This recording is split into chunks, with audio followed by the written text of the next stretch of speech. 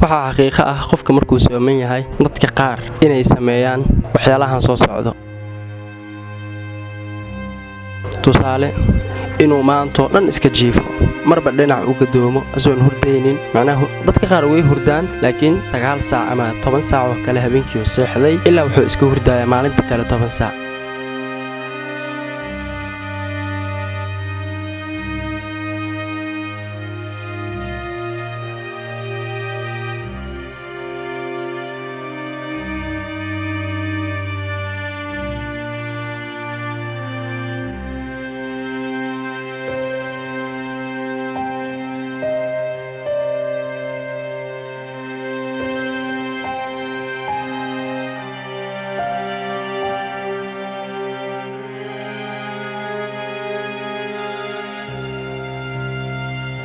sidoo kale waxaa laga yaabaa inuu soo kaco galbihii waqtiga afurka uu soo dhow yahay. markuu soo kacane waxaa laga yaabaa markaas inuu laptop ama mobile ama waxa uu iska qabsado. hayga cararin wax yar ii kaadi kuma eka hawsha inta laptop buu qabsaday wuu soo hurdo dhargay telefoon buu ku baashaalay inta kaliya kuma eka waxaasi intaasi dheer markuu intaasoo dhan ka soo daalay inuu TV u sii dhiman yahay daawashadiisa ayagoo afurkiina gabaabsi yahay.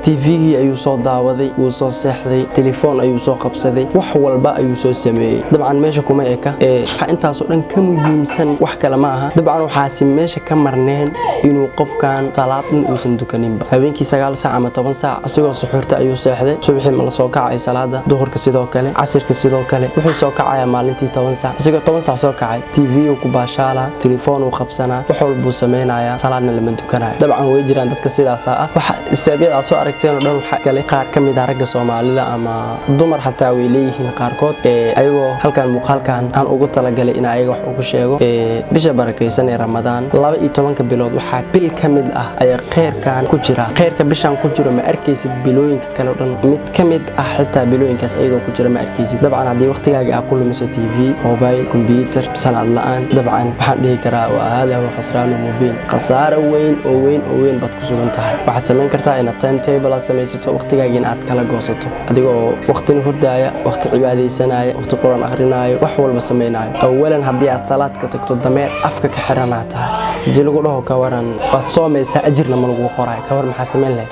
dabcan waqtiga iska dhuminaysa adigoo soomaayo ajirna lagu qoreen. markaas muuqaalkan gaaban shortiga dadkaasina wax ugu sheega ugu talagalay insha Allah ta ka kulmeen muuqaalka xigo sidoo video kale tolay la kulmana abahood bye bye.